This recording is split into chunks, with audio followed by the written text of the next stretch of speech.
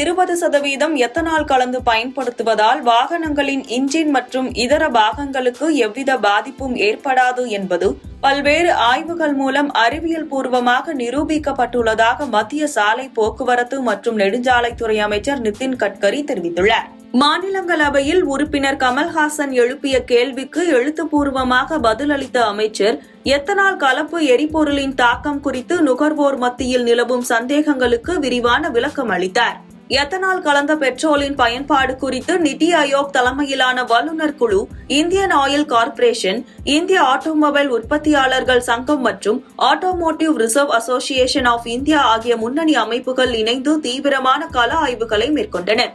இந்த ஆய்வுகளின் முடிவில் 20% எத்தனால் கலந்த பெட்ரோலை பயன்படுத்தும் போது வாகனங்களின் உலோக பாகங்கள், பிளாஸ்டிக் மற்றும் ரப்பர் கூறுகளுக்கு எவ்வித சேதமும் ஏற்படுவதில்லை என்பது உறுதி செய்யப்பட்டுள்ளது. குறிப்பாக பழைய வாகனங்களிலும் கூட இந்த எரிபொருளை பயன்படுத்துவதால் அவற்றின் செயல்பாட்டு திறனிலோ அல்லது வாகனத்தை ஸ்டார்ட் செய்வதிலோ எந்தவிதமான சிக்கல்களும் கண்டறியப்படவில்லை என்று அமைச்சர் தனது பதிலில் குறிப்பிட்டுள்ளார்.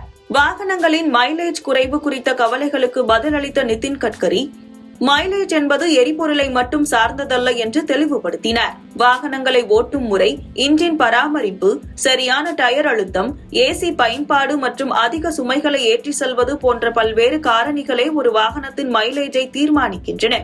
எனவே 20% எத்தனால் கலப்பால் வாகனத்தின் மைலேஜ் பாதிக்கப்படும் என்ற அச்சத்திற்கு முகாந்திரம் இல்லை என அவர் தெரிவித்தார்.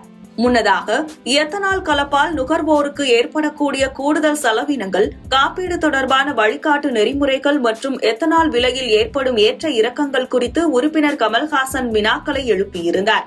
அதற்கு பதிலளித்த அமைச்சர், சுற்றுச்சூழல் மாசுபாட்டை குறைக்கவும், கச்சா எண்ணெய் இறக்குமதிக்கான அந்நிய செலாவணியை சேமிக்கவும் எத்தனால் கலப்பு திட்டம் மிக அவசியம் என்று வலியுறுத்தினார். புதுப்பிக்கத்தக்க உயிரி எரிபொருளான எத்தனாலை ஊக்குவிப்பதன் மூலம் விவசாயிகளின் வருமானம் அதிகரிப்பதோடு நாட்டின் எரிபொருள் தேவையில் தற்சார்பு அடைய முடியும் என்றும் மத்திய அரசு இந்த விளக்கத்தின் மூலம் மீண்டும் உறுதிபட தெரிவித்துள்ளது.